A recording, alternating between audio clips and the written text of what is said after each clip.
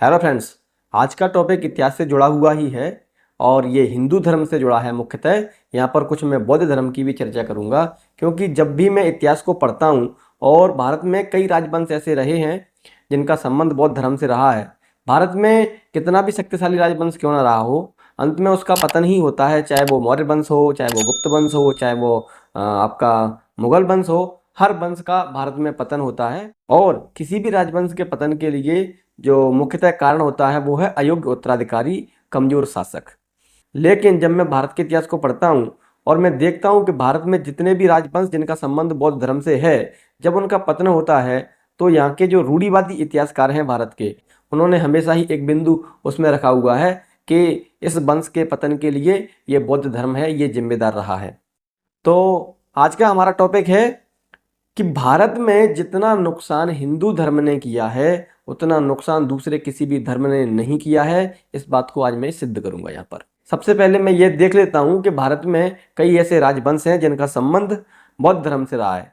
सबसे शक्तिशाली राजवंश तो यहाँ पर मौर्य वंश है। हालांकि मौर्य वंश से पहले भी जब महात्मा बुद्ध हुआ करते थे, उनके समय में भी कई राजा जैसे अजातशत्रु है, बिंदुसार है, ये सभी बौद्ध धर्म को मानने वाले लोग थे और अपने समय के बहुत ताकतवर राजा थे। लेकिन उनसे भी शक्तिशाली वंश मौर्य वंश है और इनमें सबसे शक्तिशाली शासक अशोक है, जो बौद्ध धर्म को मानता है। सम्राट अशोक इतना शक्तिशाली राजा है कि भारत में तो क्या, पूरी दुनिया में उसके मुकाबले का कोई भी सम्राट ना इसके पहले और ना इसके बाद में पैदा हुआ है। लेकिन इस वंश के साथ में क्या हुआ, इस वंश ने जब भारत में समानता स्थापित करनी चाहिए तो ये बात ब्राह्मणों को पसंद नहीं आई। हालांकि इन्होंने कभी विद्रोह किया हो, इतनी इनकी औकात नहीं थी, लेकिन गद्दारी का कोई विकल्प होता नहीं है।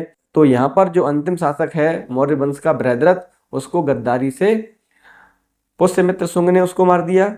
अब हम यहाँ पर अगले वंश की चर्चा करेंगे, राय वंश, जो कि सिंध में जिनका शासन था। यहाँ पर भी राय सायसी द्वितीय जब शासन कर रहे थे तो इनका मंत्री है चाच, जो कि कश्मीर का है, राजवैद है उनका। तो इसने भी गद्दारी की और इस बौद्ध राजा को मार दिया। इसके बाद में हम वर्धन वंश की बात कर लेते हैं। तो राज्यवर्धन है जो हर्षवर्धन के बड़े भाई हैं, इनको भी एक ब्राह्मण ने मारा जिसका नाम शशांक है।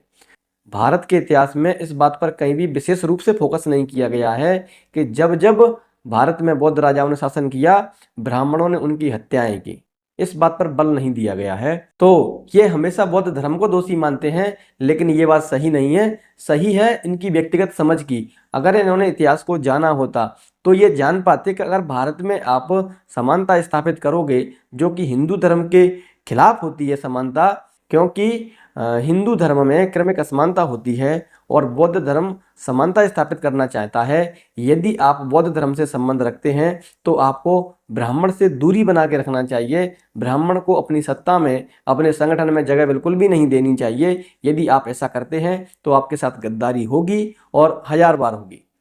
और ये गद्दारी तब तक होती रहेगी जब तक आप अपने राज्य में, अपने संगठन में, अपने संघ में ब्राह्मणों को स्थान देते रहेंगे।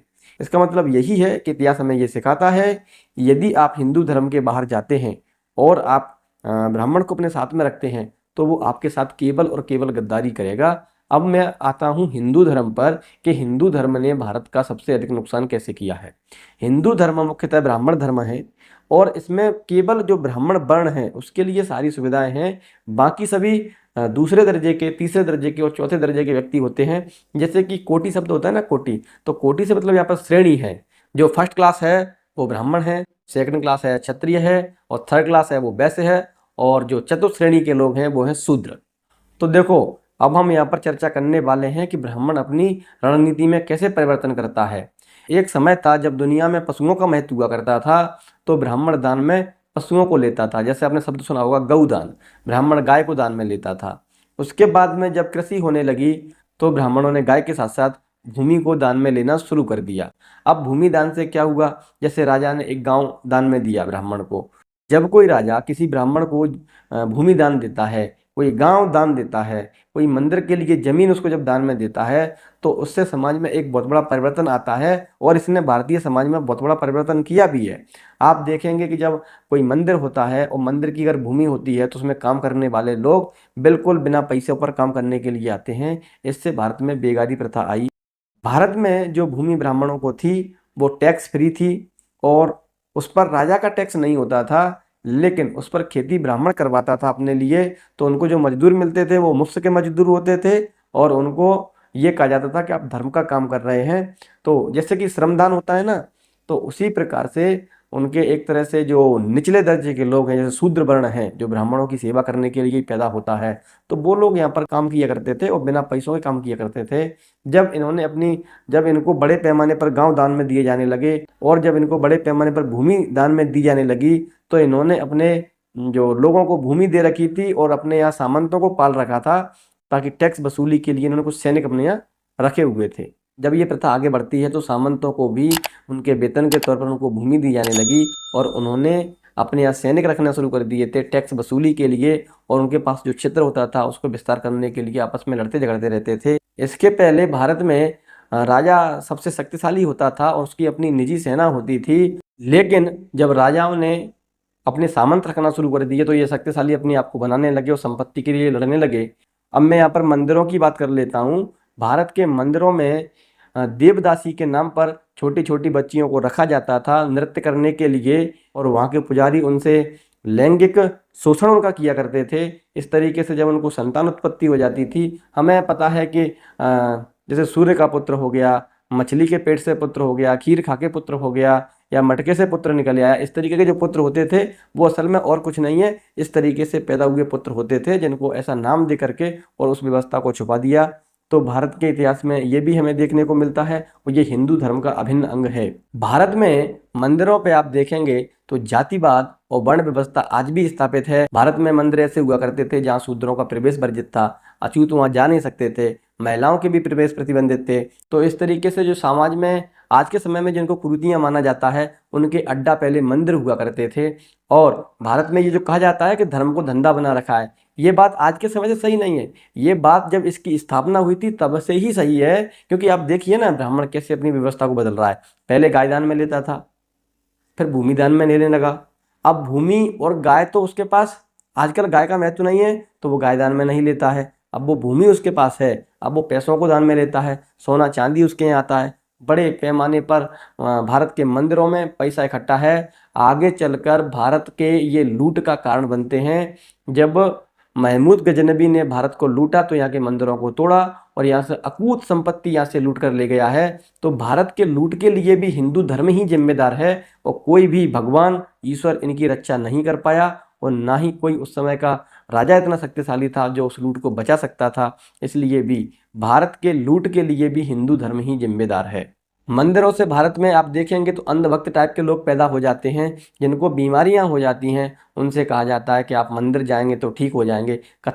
कथावाचक भी यही प्रचार करते हैं और इस झांसे में आकर कई लोग मर जाते हैं, लेकिन जब कथावाचक स्वयं बीमार होते हैं तो ये हॉस्पिटल जाते हैं। आप देखेंगे कि हिंदू धर्म में गौमूत्र पीने का बड़ा चलन है। यदि गौमूत्र को पीकर ही सब कुछ ठीक होता तो ये जो आज के कथावाचक हैं, इनके हॉस्पिटल के इमेज आते रहते हैं, फोटो आते रहते हैं, ये भाई इनको क्यों जाना पड़ता वहाँ पर?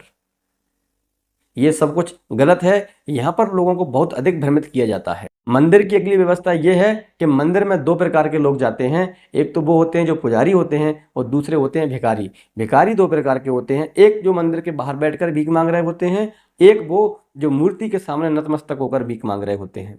भारत के इतिहास में देखेंगे आप तो मंदिरों से धंधा किस स्तर पर यहाँ पर चल रहा है कि देखेंगे आप तो जो सामान्य लोगों की लाइन है वो अलग है, वीवीआईपी लोगों की लाइन अलग है। यदि आप जल्दी दर्शन करना चाहते हैं तो आपको 1500 रुपये अलग से देना पड़ते हैं। यदि आप और नज़दीक से दर्शन करना चाहते हैं तो आपसे और पैसा अधिक लिया जाएगा, और यदि आप मूर्ति को छूना चाहते हैं तो आपसे और अधिक पैसा लिया जाएगा। और उस मंदिर का जो पुजारी है वो उस मूर्ति के सामने यानी उस भगवान के सामने सारी सौदेबाजी करता है। तो ये तो एक तरह से खुल्लम खुल्ला धंधा हो गया। और मंदिरों में इतनी संपत्ति आती है कि भारत के कई राज्यों की जो राज्य सरकारें हैं उनका बजट उतना नहीं है जितना मंदिरों के पास संपत्ति पड़ी हुई है। भारत गरीब देश नहीं है, भारत को गरीब बनाया गया है और भारत को गरीब बनाने के लिए हिंदू धर्म ही जिम्मेदार है। अब मैं यहाँ पर जो आज के समय में हिंदू धर्म की मांग उठ रही है उसकी चर्चा कर लेता हूँ। यदि भारत में कोई क्षत्रिय हिंदू धर्म की मांग करता है तो इसका मतलब ये है कि वो अपने आप को समाज में दूसरे नंबर पर स्थापित करना चाहता है। वो समाज में दूसरे दर्जे के व्यक्ति को स्थापित करने के लिए हिंदू धर्म की मांग कर रहा है, क्योंकि भारत में ऐसे बहुत सारे अधिकार हैं जो केवल ब्राह्मणों के पास हैं। क्योंकि भारत के इतिहास में आप देखेंगे तो मंदिरों पर शुद्ध देसी घी का जो भोजन कराया जाता है या कहीं पर भी जो निमंत्रण किया जाता है वो किसी क्षत्रिय के लिए नहीं होता, वो केवल उस पर ब्राह्मणों का अधिकार होता है। क्षत्रियों को मृत्युदंड से मुक्त नहीं रखा गया है, लेकिन ब्राह्मणों को मृत्युदंड से मुक्त रखा गया है। ब्राह्मण को समाज में कर मुक्त रखा गया है, ब्राह्मण से कर नहीं लिया जाता है। ब्राह्मण के पास यज्ञ करने का अधिकार है, यज्ञ करा सकता है क्षत्रिय, लेकिन उसको यज्ञ करने का अधिकार नहीं है। शिक्षा पर एक अधिकार ब्राह्मणों का है, मतलब क्षत्रिय पढ़ तो सकता है लेकिन क्या पढ़ेगा, ये केवल पंडित जी ही उसको पढ़ाएंगे। भारत में हिंदू धर्म में या ब्राह्मण धर्म में जो संस्कार होते हैं, 16 संस्कार जिन्हें कहा जाता है, तो ये संस्कार कराने का अधिकार भी केवल ब्राह्मणों को है, क्षत्रियों को नहीं है। ये करा सकते हैं लेकिन करने का अधिकार केवल ब्राह्मण के पास है, ना तो ये क्षत्रिय के पास है ना ये वैश्य के पास है। तो शूद्र के पास तो वैसे भी कोई अधिकार नहीं है। तो इस तरीके से भारत के इतिहास में जो क्षत्रिय, वैश्य और शूद्र हिंदू धर्म के लिए लड़ रहे हैं, वो अपने आप को चौथे दर्जे के, तीसरे दर्जे के और दूसरे दर्जे के समाज में अपने आप को स्थापित करने के लिए लड़ रहे हैं। इनके पास सारे अधिकार नहीं हैं। और आज जो शूद्र वर्ण के लोग पढ़ा रहे हैं, ये किसी धर्म की वजह से नहीं पढ़ा रहे हैं, ये तो उनको संविधान की वजह से अधिकार मिला हुआ है, इसलिए वो लोग पढ़ा रहे हैं। भारत के इतिहास में आपको एक चीज़ और देखने को मिलेगी, पैसा मेरा, कार मुझे खरीदना है, लेकिन कब खरीदना है ये पंडित जी तय करेंगे। बच्चा मैंने पैदा किया, उसका नाम क्या होगा ये पंडित जी तय करेंगे। मेरे बच्चे की शादी होने वाली है, कब होगी ये पंडित जी तय करेंगे। अजीब हाल है भारत में। तो भारत में जितना गुमराह हिंदू धर्म ने किया है और जितना नुकसान भारत के इतिहास में हिंदू धर्म ने किया है, उतना नुकसान ना तो किसी भी धर्म ने किया है, न किसी अन्य वर्ण ने किया है।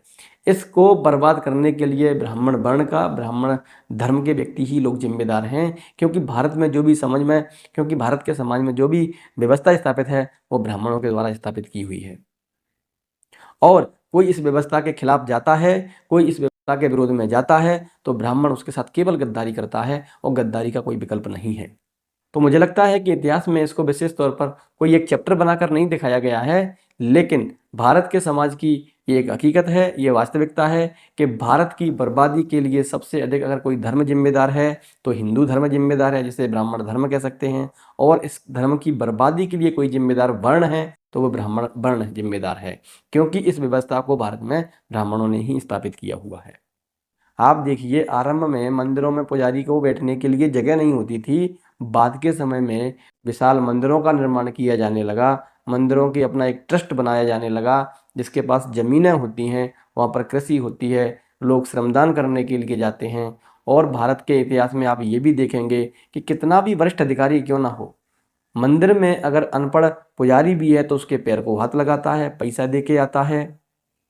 यदि उसको बिठाया जाएगा तो उसको फर्श पर बिठाया जाता है, उसकी औकात उसे बताई जाती है कि आप यहाँ पर आए हो तो आपकी यहाँ पर यही औकात है। इन्हीं बातों के साथ में मैं अपनी वाणी को विराम देता हूँ, और इस तरीके के वीडियो देखने के लिए हमारे चैनल को सब्सक्राइब करें। Thank you very much.